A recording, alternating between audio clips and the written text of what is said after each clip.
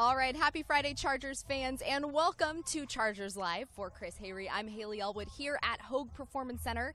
As the Chargers behind us get ready to take on the Washington Redskins this week in Week 14. Crazy, Week 14, right? Can't believe it. Can't believe it. Doesn't feel like Week 14. It's like 80 degrees today. Yeah, in December. Like we're like in Week 2. Exactly, it's nuts. So as per usual, rewind to last week a little bit. This team got back to 500. Super important. Their third straight win in a row for the second time this season. This one came over the Browns. What'd you see out there? Just the same formula that's helped them with this turnaround after 0-4. Keenan Allen and turnover battle. I mean, the last 3 games, the turnover differential plus 10. They're taking care of the football and they're taking it away. And then Keenan Allen's just on this historic tear. The last 3 games, 33 catches, 436 yards, and 4 touchdowns. So more of the same. That's what you want to see Sunday against the Redskins. Totally. Now, despite that, though, the offense at least, struggled a little bit in the red zone there. So how do they remedy that this week?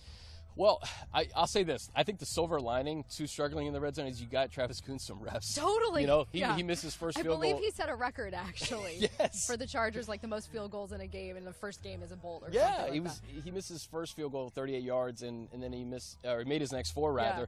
But when you get to the red zone, you got to score touchdowns. You can't kick field goals. And this team got to the red zone 5 times, or 6 times, rather, had to attempt 5 field goals. Yeah. That can't happen. You can get by doing that against a team like the Cleveland Browns. You can't get by against these upcoming opponents, starting with the Redskins. Totally. And then lastly, as we said, this team did get back to 500. They are 6-6.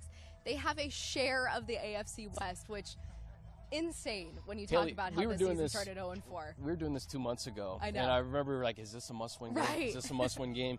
The Chiefs were 5-0 2 months ago. The Chargers were 0-4. And now you fast forward, Chargers have the opportunity to control their own destiny. Absolutely. At this point, which is huge. But it starts Sunday. You know, we talk about the upcoming schedule, the Chiefs, the Jets, the Raiders. This Redskins team, although they're all but eliminated from NFC playoff contention, they've played teams very well on the road. You talk about the Rams and the Seahawks. They went to both the Coliseum and up at the Link. They're 2-0 on the West Coast. And then also New Orleans. They had a 2-score advantage against the New Orleans Saints in New Orleans. They didn't win the game. They lost in the last second. But this is a team that they should have beat the Kansas City Chiefs in Arrowhead. I know. So this is a frisky Redskins team that's been really decimated by injuries, but make no mistake, they have a good quarterback, and they're going to come trying to get a win. So when you're the Chargers and you face a team like the Redskins, this is one of those unfamiliar NFC opponents. When you're here in Week 14, does the studying kind of become a little bit like a cram session because there's so much tape on these guys, but also you play them once every 4 years, so you don't totally know them until Sunday rolls around? It's definitely interesting because you do have an opponent that you're not familiar with on the field. Right. I mean, the Chargers know the Raiders and the Broncos and Chiefs. Like the back of their hand. Yeah, I mean, that's how it is. Yeah. But I talked to Ian Eagle about this, who's calling the game with Dan Fouts on Sunday, and he said, you know, today's age, you got cut-ups of every single player. Yeah. You have cut-ups of every single game. So there's really no excuse. I mean, we saw what the Chargers were able to do on a short week against the Dallas Cowboys team that they only see once every 4 years. Yeah. So this should be no different. This is a Redskins team that I mentioned the injury bug that's hit them. Their offensive line has been hit really hard. Chris Thompson, probably their most important player on offense, was hurt a couple of weeks ago.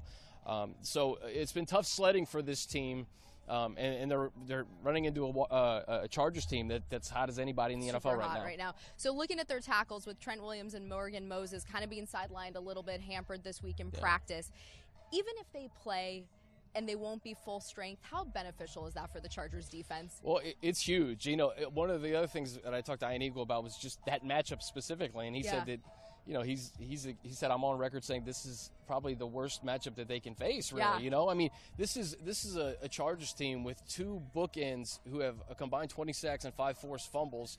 You see Kirk Cousins the last 2 weeks. He's been sacked 10 times. Yeah, really. that's too much. Yeah, it's too much. And then Trent Williams and Morgan Moses, these are 2 elite tackles, but they are so beat up right now. I think as we tape this, I think the Redskins have been practicing or just wrapped up practice. I think both of them were doing things individually to the side. So we'll know more about their status for Sunday.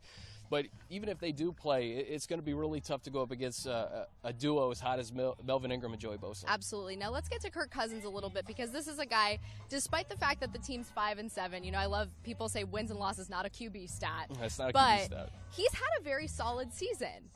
In the locker room this week, a couple guys described him as like sneaky athletic, kind of sneaky mobile. He has the ability to extend plays. Yeah. So how do you limit that?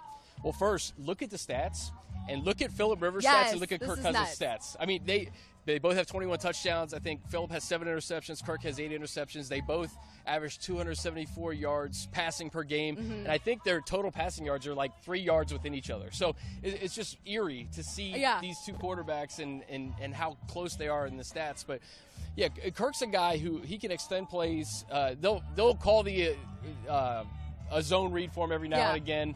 But he's a type of quarterback that is just – listen, he's going to keep you in games, and even with the offensive line as decimated as they've been, he can still get you in position to win a game. So they just have to account for him. I mean, the 3 quarterbacks that they've recently faced, Haley, are all mobile quarterbacks. Dak Prescott had a zone read that could have gone for a touchdown had it not been called back for a penalty. Tyrod Taylor, Deshaun Kaiser. So, they're going to have their hands full with Kirk Cousins. Absolutely. All right, Chargers fans, we will see you again on Sunday. We hope you have a great rest of your Friday, and thank you for joining us here on Chargers Live.